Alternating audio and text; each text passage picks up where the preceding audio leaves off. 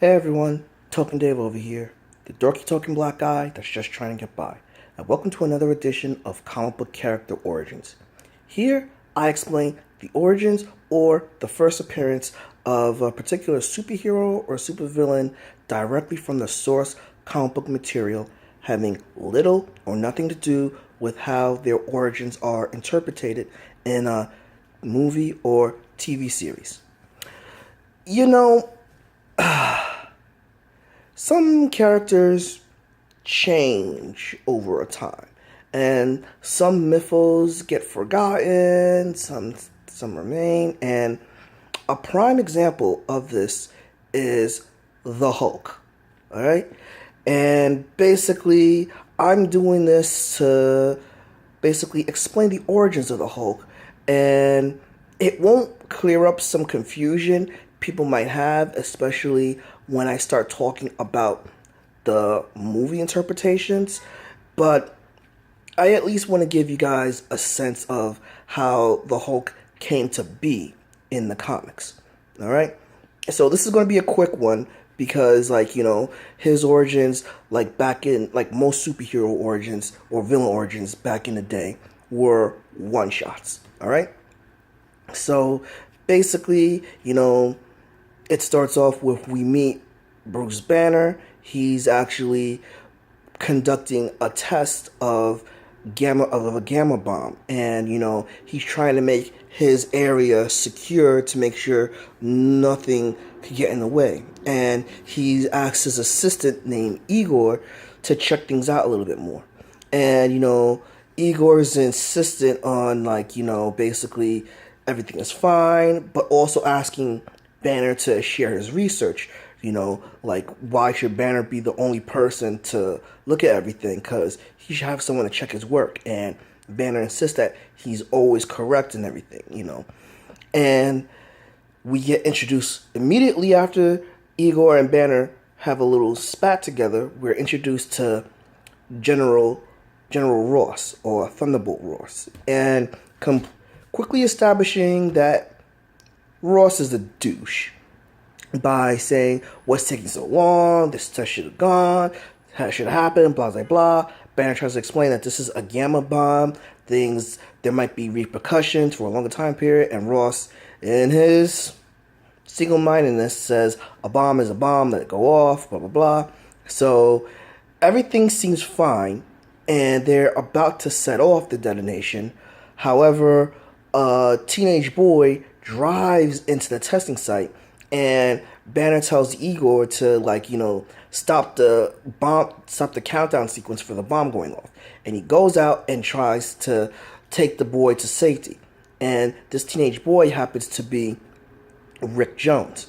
Now, he gets Rick to safety, but however, Igor allows the bomb to go off with Banner caught in the blast. And Banner wakes up in the hospital next to Rick, and basically Rick says, dude, you saved my life. Thank you. I was just doing something stupid, to show my friends that I'm not chicken, but, I owe you one and everything.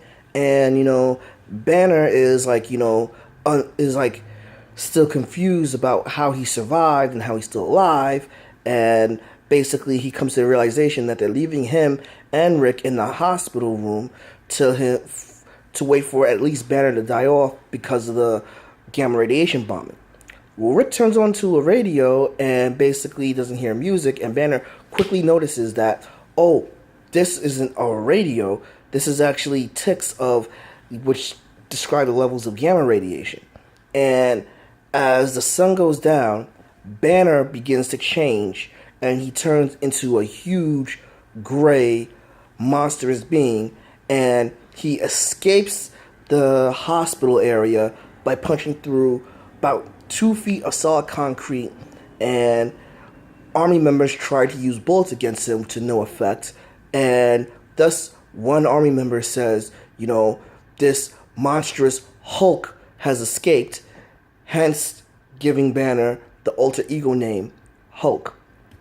And basically Banner is on a bit of a rant, going from the hospital back to his laboratory, because we learn that there's some semblance of Bruce inside of the Hulk, but the Hulk and Bruce are having a bit of a mind clash because Hulk remembers small images and memories of Banner, but can't piece them all together.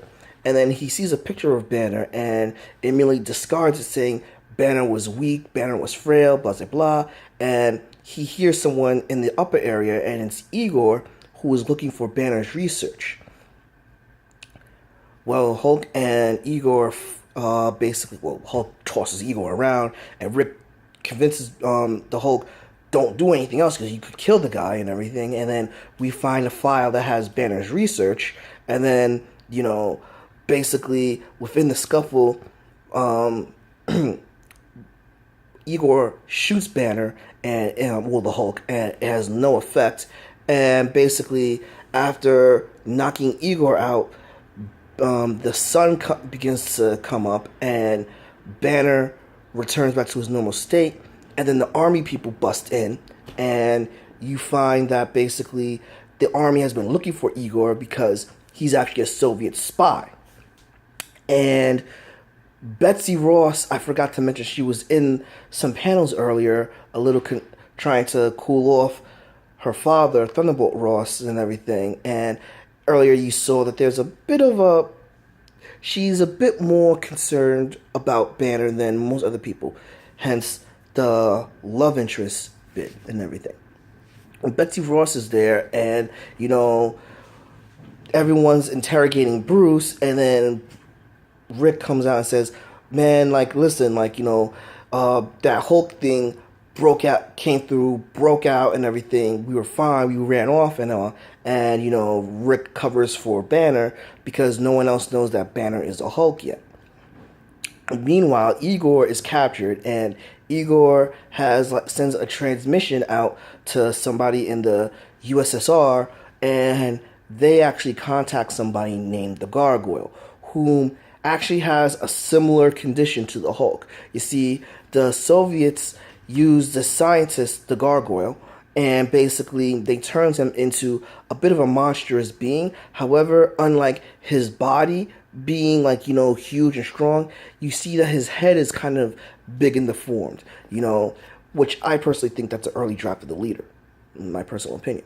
But anywho, the Gargoyle goes out to America, basically shoots the Hulk and Rick with a mind control gun, and sends them back to the USSR because the USSR wants to basically utilize the Hulk for their own means. And when the Gargoyle opens the shuttle, he finds that the Hulk is not there, that it's Bruce Banner. And he puts together that Banner and the Hulk are one and the same. However, basically,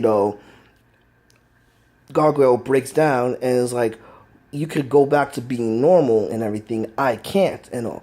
And Banner actually decides to help the Gargoyle revert back to his normal form. However, he loses his scientific intellect that he has.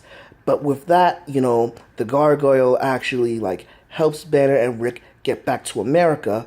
And while helping them do that, the Russian government come in and try to basically stop the Gargoyle from sending them back, but they're a little too late. The two fly back to America, and the Gargoyle actually sets off an explosion, killing some of the guards and the lead Russian political figure that was the person that conducted the experiment against him. So now the comic ends with basically Rick and Bruce Banner basically trying to find a way to see how they could cure Banner from this transformation night and day, and for him to have a normal life. But we all know that has yet to happen. Now, I needed to mention this because basically, and that was a comic, by the way, but as you see in the comic, the Hulk doesn't change when he's angry or anything. He changes because when it turns to night, his other persona takes over. Something more like the werewolf, the Wolfman and everything, which was Stan Lee's original inspiration for it to be a duality of both Jekyll and Hyde and the Wolfman. the popularity of Banner becoming the Hulk when he's angry comes a lot later and everything, but that will be for another time. But I hope you guys enjoyed this comic character origin. If you did, give me a like, but please drop me a comment below about agreements or disagreements or any other information you might want to have. And subscribe to my channel, and when you subscribe, ring that bell so you know when a new video loads. But until then, this has been Token Dave, the dorky token black guy who's just trying to get by, and I'll catch you guys later.